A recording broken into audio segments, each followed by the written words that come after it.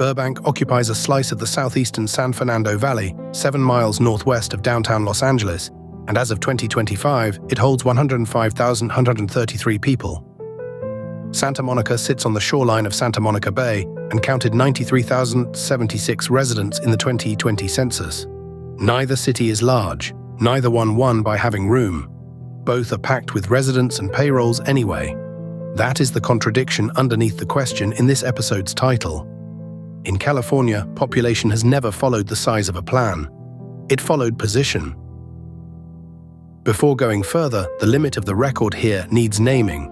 The evidence assembled for this episode documents 4 California cities: Los Angeles, Burbank, Chula Vista, and Santa Monica. It does not contain the founding paperwork, the subdivision maps, the graded street mileage, or any census count for California City. Those records exist in public archives.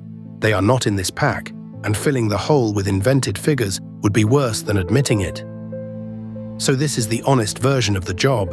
Rather than narrate a founding story that cannot be sourced, the episode tests the promise the name itself makes, that a place can be positioned in advance as California's next metropolis, against the 4 cities whose growth the record does document. That comparison answers the question more precisely than any origin legend would, because it identifies what a new city actually has to acquire. Start with the size of the thing a challenger would have to join. Los Angeles held an estimated 3.87 million residents inside its city limits as of 2025, making it the second most populous city in the United States behind New York and the largest in the western United States. Its metropolitan area held 12.9 million people in 2024. Greater Los Angeles, the combined statistical area that folds in the Riverside and San Bernardino metro alongside Los Angeles, exceeded 18 million residents. Read those 3 numbers as one system rather than 3 trophies. Being a metropolis in Southern California is not a municipal achievement measured at the city line. It is membership in a labor market, a freight network, an airport catchment, and a housing market that spans counties.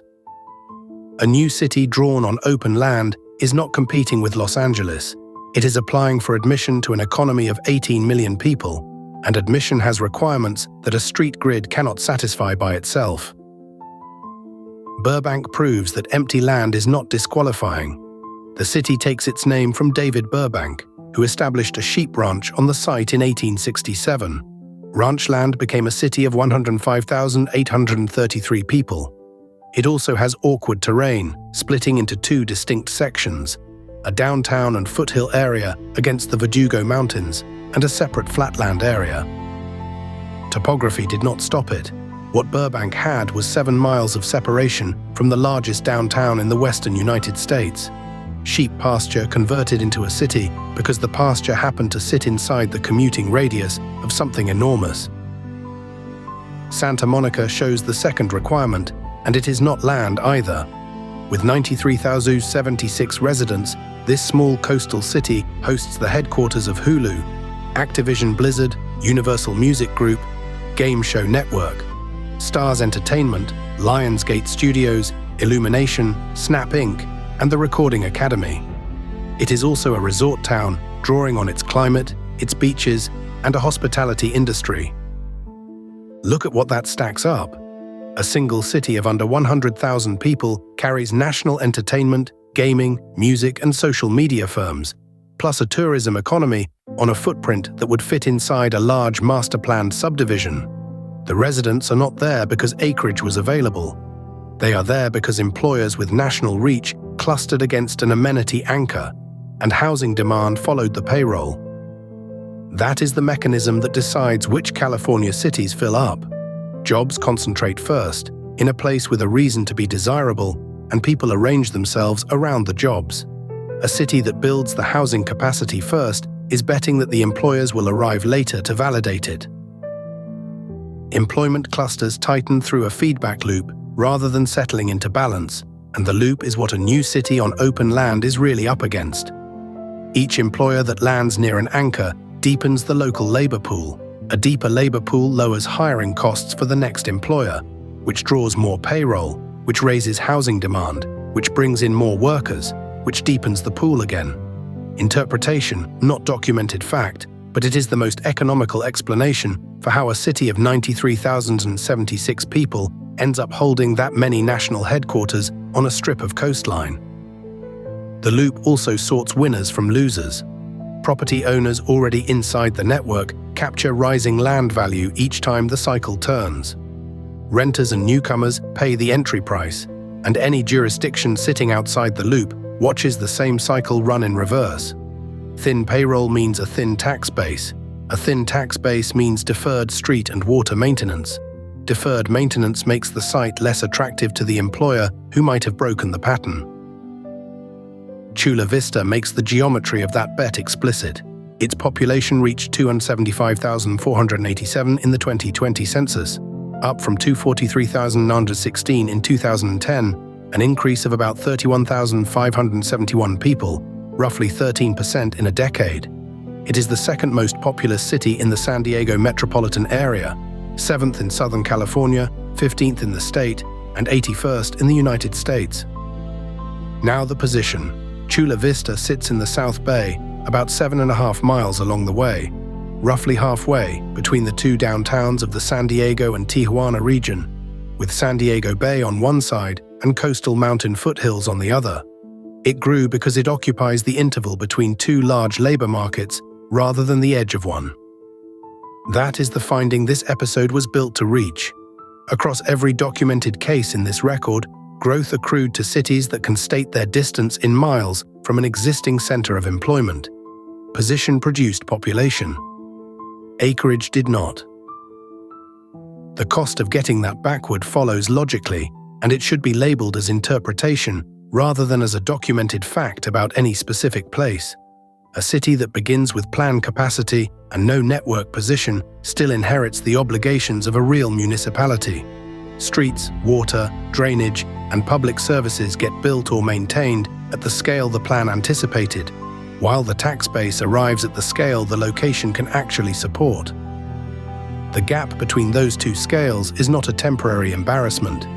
It is a standing budget condition, and it is why paper capacity is the cheapest part of city building and network access is the most expensive. There is a real counterpoint, and it deserves weight. Burbank was a sheep ranch in 1867. Remote land is not permanently excluded, it is excluded until the network arrives. And the Los Angeles Combined Statistical Area now formally includes the Riverside and San Bernardino metropolitan area inside an 18 million person total, which means the network has in fact absorbed places that were once distant from it. So the defensible version of the criticism is narrower than a verdict on ambition. A speculative city can be correct about the direction of growth and wrong about the decade, and being early by a generation is financially indistinguishable from being wrong. What this record genuinely cannot tell us is whether any particular remote site ever came within reach of an anchor, or how close it came. Settling that requires the primary material this pack lacks, meaning census counts, county assessment records, and the original subdivision filings. That uncertainty stays open, and it should. What the current figures do establish is that consolidation is still running in the same direction. Los Angeles at 387 million in 2025, its metro at 12.9 million in 2024, the combined region above 18 million. Burbank still adding people at 105,833 in 2025, and Chula Vista climbing through the 2010s inside the San Diego and Tijuana corridor. California's population continues sorting itself into a small number of connected networks, and the small cities inside those networks keep absorbing demand that their land area alone would never explain. Which resolves the question at the level the evidence supports. A metropolis in California is a position inside an existing economic network, not a footprint on a map, and the 4 documented cities here can each name the center they sit near. That is the variable that tracks with their population. The planning lesson is concrete. Capacity without access does not attract a city, it attracts maintenance obligations, and the fix is not more graded street miles, but a reason for employers to be there. The open question worth following next is where the outer edge of that 18 million person network is expanding now.